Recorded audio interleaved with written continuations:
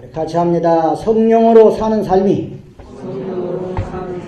증인으로 사는 삶입니다. 자, 이제 사도행전 두 번째 시간인데요. 사도행전 1장에서 사람들은 이 8절을 굉장히 중요하게 생각을 해요. 다른 것들은 잘 안 보이는지 이 8절만 중요하게 생각해가지고 이 말씀은 그냥 다 줄줄줄줄 외웁니다. 그죠? 오직 성령이 너희에게 임하시면 너희가 뭘 받고? 성령 받게 되면은 예루살렘과 유대와 사마리아와 땅끝까지 이르러 내 증인이 되어진다. 이 말씀. 그런데 말이죠. 요 8절은 6절을 모르면 8절을 오해할 수밖에 없어요. 99%가 오해합니다. 8절은 6절의 말씀을 제대로 이해하게 될 때 요 8절을 알게 된단 말이에요. 8절은 6절의 말씀을 배경으로 하고 있으니까. 자, 6절 말씀을 우리 같이 봅니다. 그들이 모였을 때에 그들은 누구예요? 제자들이 모였을 때. 부활 후에 이제 주님이 뭐만 남겨두고 계십니까? 승천만 남겨두고 있는데 그때 이제 제자들이 모였어요. 그들이 모여서 예수께 여쭈어 이르되 주께서 뭐를? 이스라엘 나라를 모함이 회복하시니 이때니까. 요 말씀 보게 되면 제자들이 이제 부활하셔가지고 자기들 앞에 이제 나타나 계시는 예수님에게 묻는 거예요. 예수님에게 관심사를 물을 거 아닙니까? 그죠? 자신들에게 관심이 있는 걸 묻는 거예요. 이스라엘이 회복할 때가 언제입니까? 그걸 묻는 거죠. 그죠? 네. 주님이 우리 이 이스라엘 나라를 언제 회복시켜 주실랍니까? 그 얘기예요. 그럼 이스라엘의 회복이라는 건 뭘 말하는 거죠? 예수님 당시 이스라엘은 어디의 지배 아래 있었어요? 로마 지배 아래 있어요. 그러니까 이걸 생각해 볼 때 제자들이 묻는 그 이스라엘의 회복이라고 하는 것은 뭐겠어요? 로마로부터의 해방.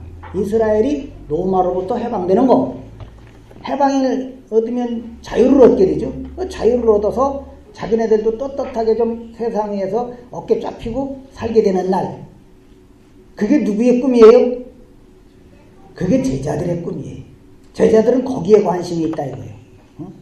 우리가 좀 언제 좀 허리 쭉 펴고 두 다리 쭉 뻗고 마음 편하게 잠잘 수 있겠습니까? 그 얘기거든. 그죠? 우리나라가 언제 해방이 돼갖고 자유롭게 살 수 있겠습니까? 우리는 언제까지 저 로마의 눈치나 보고 그들의 억눌림을 받으며 살아야 됩니까? 저들에게서 벗어나서 자유롭게 해줄 때가 언제입니까? 주님은 충분히 그럴 수 있지 않습니까? 죽음도 이기고 살아나셨는데 그까짓 거야 뭐. 주님이 십자가에 달리시기 전부터도 계속해서 제자들은 그게 꿈이었거든. 그런데 이제 뭐 그 예수님이 뭐 죽음에서도 살아나오셨겠다. 그까짓 거 문제가 되겠는가?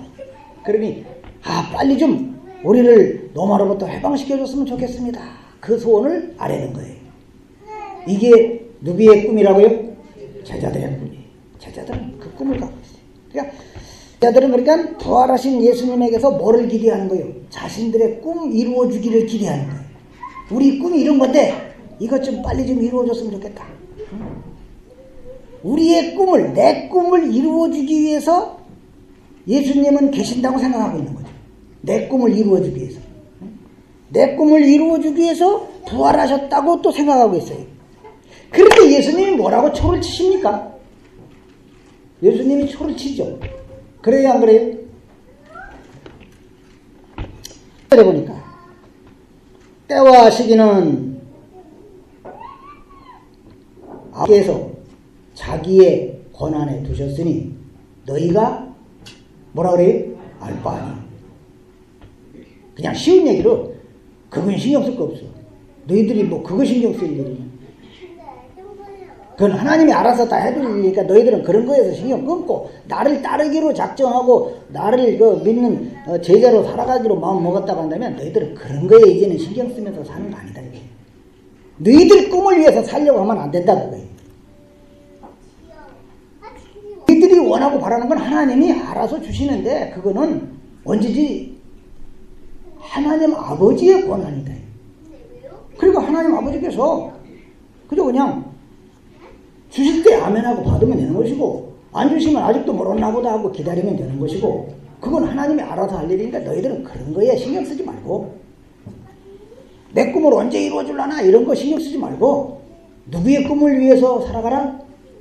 예수 그리스도의 꿈. 그리고 예수님의 꿈이라는 건 뭐냐 이 말이에요. 8절을 보겠습니다.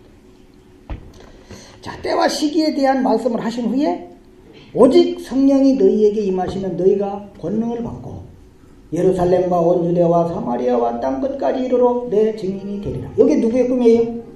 여기 예수님의 꿈이라 이 말이에요. 예수님의 꿈은 그러니까 간단하게 뭐예요? 온 세상이 나를 알게 되는 거. 그게 내 꿈이다.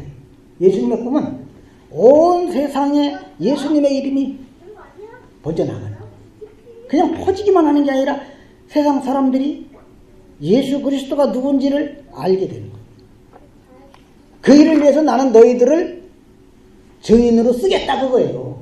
나는 너희들을 나를 알리는 도구로 쓰기 위해서 택했지 뭐 그저 그냥 해방된 나라에서 자유롭게 살으라고 그래서 택한 거 아니다. 그러니까 이렇게 볼 때 이 8절 한 구절만 가지고서 예수님이 전도하라는 명령을 하셨다. 이런 식으로만 단순하게 이해하면 곤란하다 그 말이에요. 그런 식으로 이해하기보다는 이 세상에 존재하는 신자는 무엇에 관심을 두고 살아야 하느냐 이걸 생각하라는 거예요. 뭔 얘기가 무슨 얘기인지 이해가 되시면 안 해요.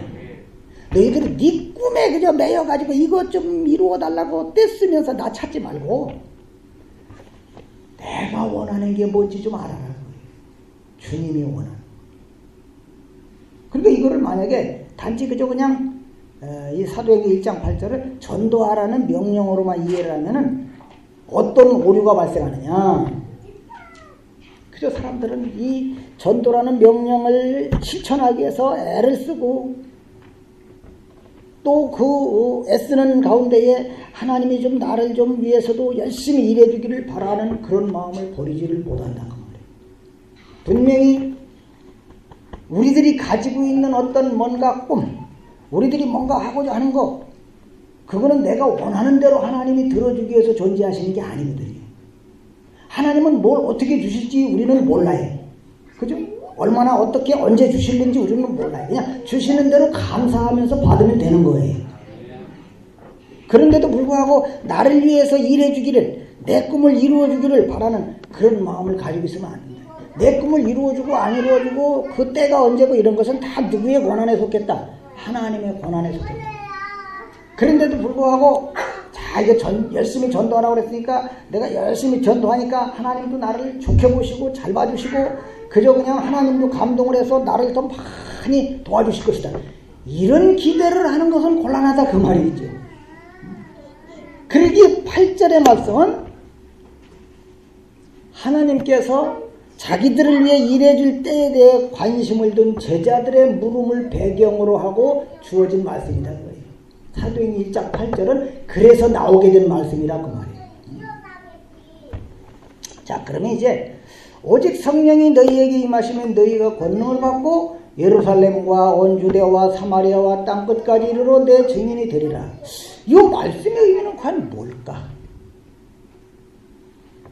이거는 아까 말씀드린 대로 너희들의 꿈을 접고 내 꿈을 위해서 사는 자로 내가 만들겠다.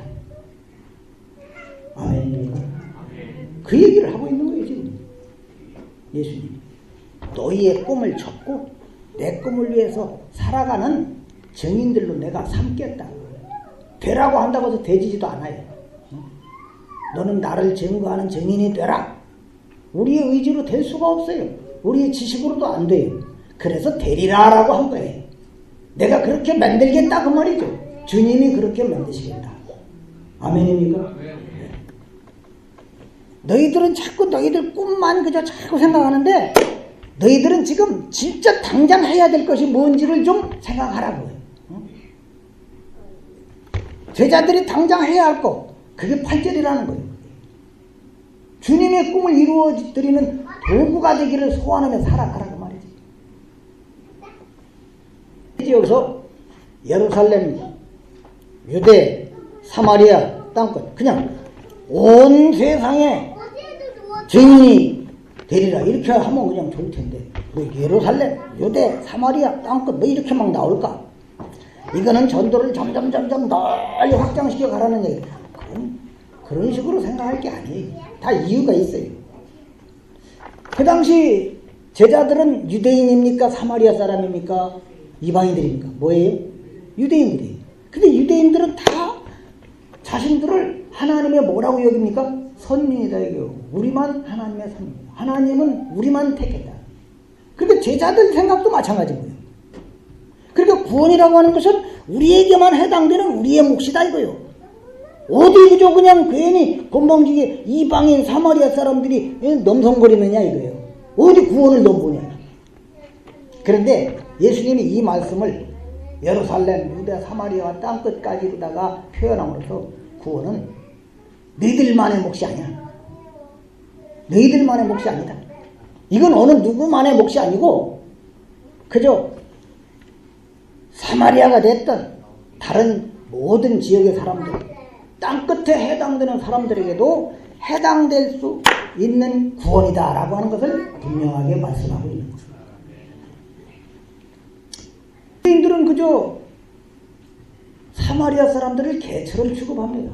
개처럼 취급해요. 그런 의식도 사라져야지 된다는 얘기지. 이 말씀 속에는. 그죠? 그런 의식도 이제 너희들 머릿속에서 사라져야 된다는 거예요. 사마리아 사람은 개고 너희들은 선민이고 그런 거 아니다 그 말이에요. 그런 게 없다는 거예요 이제. 예수 안에서는 다 똑같다는 것이지. 주님의 제자들, 증인들은 유대인, 이방인 뭐 이런 거 이제 가리는 게 아니라 지금까지는 그 사람들이 그저 철저히 구별을 합니다. 그죠? 유대인과 이방인. 이제는 그런 거 없다 이 말이에요. 너희들이 개처럼 취급하는 그 사마리아 사람들, 그들에게도 그리스도의 이름이 들어가야만 된다. 그 얘기. 그 구원은 유대인에게만 해당되는 게 아니고 이방인 누구에게나 해당될 수 있는 것이다. 이것을 의미하고 있습니다. 자, 이렇게 본다면 예루살렘과 유대와 사마리아와 땅끝까지 이르러 증인이 되리라. 이 얘기는 신자가 그리스도의 증인으로 살아가야 하는 것은 어떤 그저 그냥 지역으로 한정되어 있는 게 아니다. 그 얘기예요.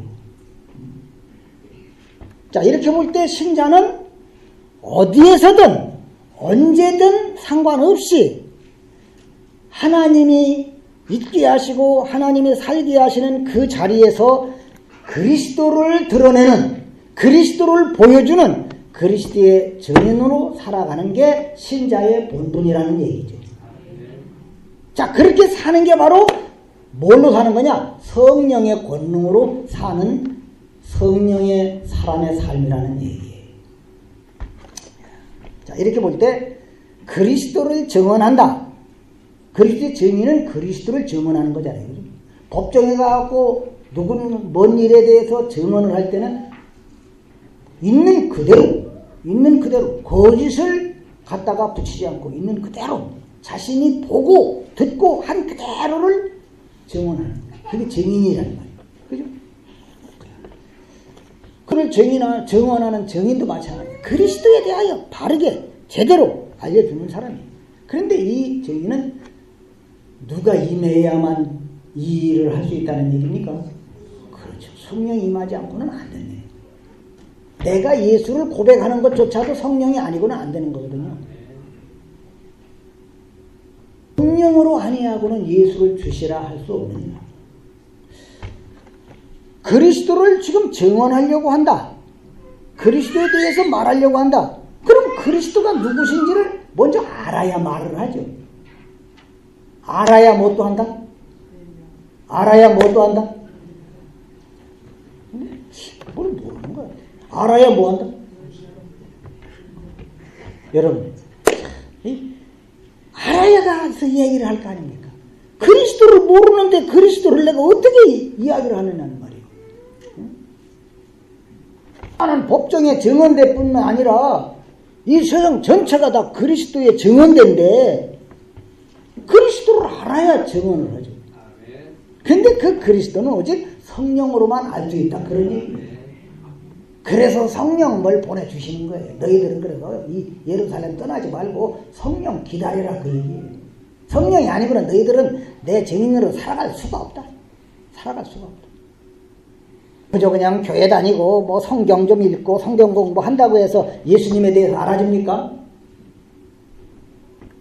예수님을 3년씩 따라다니면서 예수님과 함께 살았던 제자들도 뭐 이적도 보고 그냥 온갖 걸 다 함께 예수님과 했던 제자들도 차도 예수님이 누구신지를 몰라요.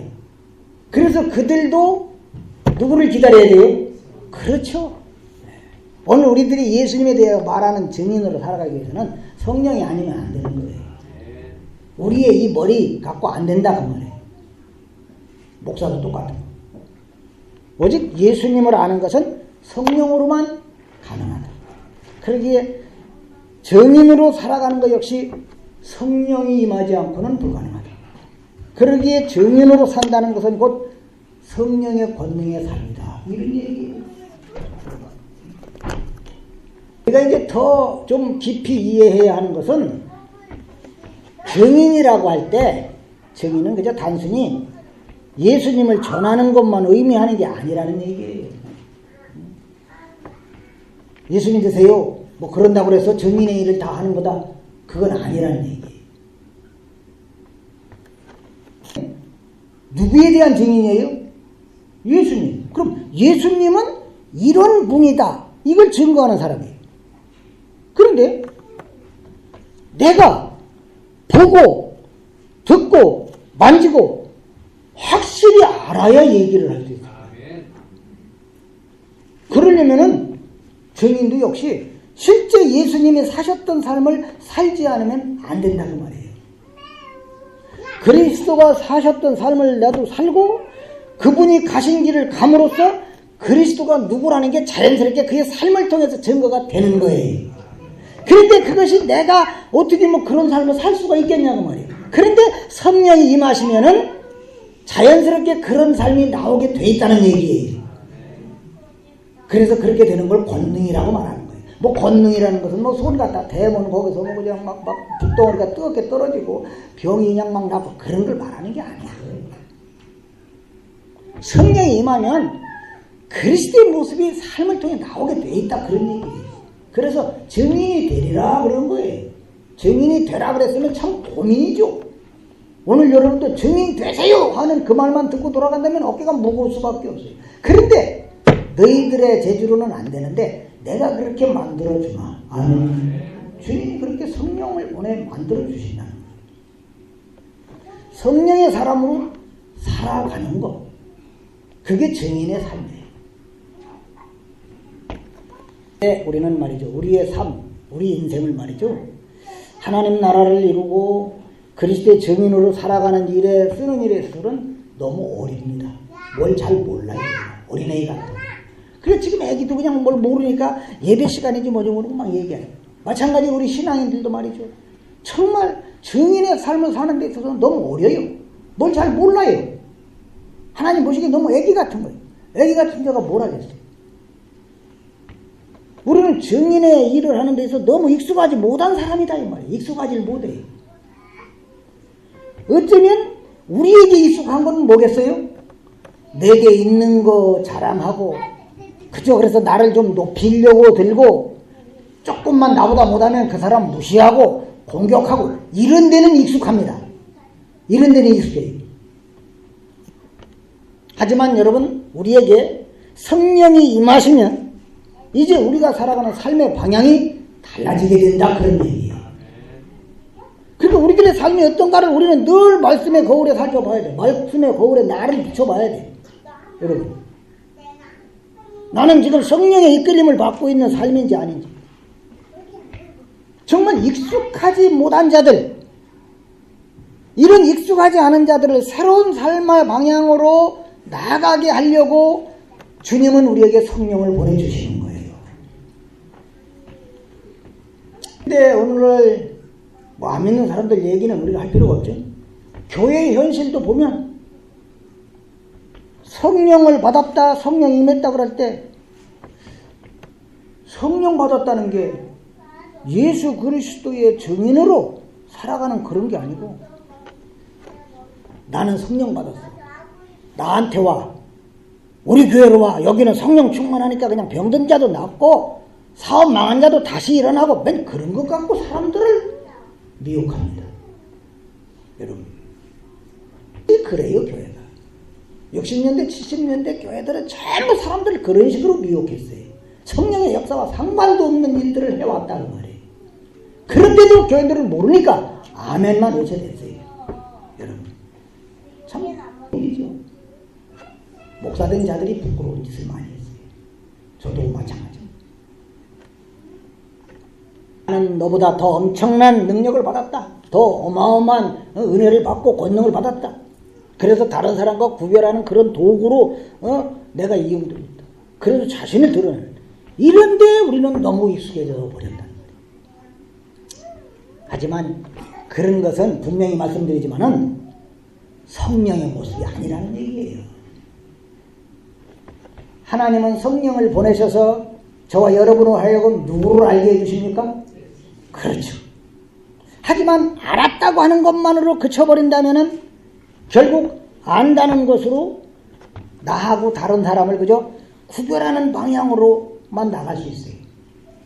성령은 알게 해주시는 것만으로 끝나지 않아요. 성령님은 예수님을 알게 하실 뿐만 아니라 알게 된 그 예수님을 나의 최고의 보배로, 나의 생명으로 여기고 오직 예수 그리스도만 따르는 걸 기뻐하면서 따르도록 해준다 그 말이에요. 내가 지금 어거지로 마지못해 가고 있다고 한다면 내 의지로 힘들게 그냥 가는 거예요. 남 눈치 보면서.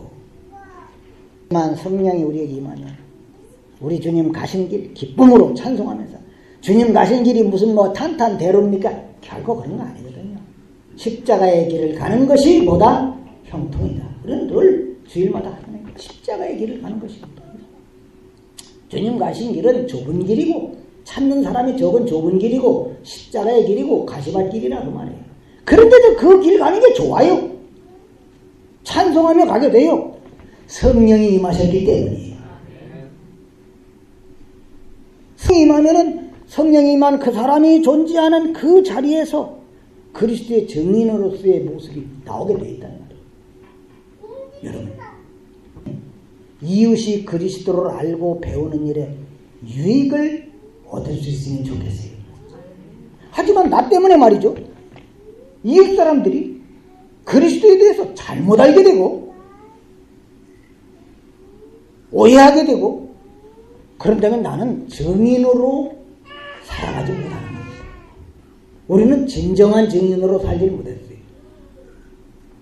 미신과 야합하고 교회 속에 온갖 그저 그냥 성공주의 신학 들어오고, 그리고 교인들을 전부 이상한 사람들로 만들어놨어요. 성령이 임하면, 성령이 임한 신자는 날마다 그리스도를 생각하면서 그리스도의 은혜와 희생에 대해 감사하는 그런 모습들이 사라지질 않게 되는 거예요. 그런데 그리스도의 그 은혜와 희생에 내 마음이 머물러 있지 못하다고 한다면 그건 내 의지로 오거지로 하는 겁니다. 그리스도의 은혜와 그 희생에 내 마음이 머물러 있을 때 그런 우리에게서 보여질 게 뭐겠어요? 내 마음이 늘 그저 그리스도의 은혜에 머물고 희생에 머물고 그런다. 그러면 그런 나에게서 보여질 수 있는 것은 겸손, 거기서 보여질 수 있는 게 용서, 거기서 보여지는 게 섬김의 모습이다 그 말이죠. 이해가 되시나요? 여러분, 그러니까 하나님의 나라는 말이죠, 있는 자리에서 증인이 되는, 그리스도의 증인이 되는 성령의 사람으로 하나님의 나라가 이루어진다는 걸 다시 한번 좀 마음 깊이 새겼으면 합니다. 무엇이 나의 본분인가? 나는 무엇 때문에 존재하는가? 내 꿈을 이루기 위해서 나는 주님을 찾는가? 아니면 주님의 꿈을 이루어드리는 도구가 되기를 소원하며 주님을 찾는가?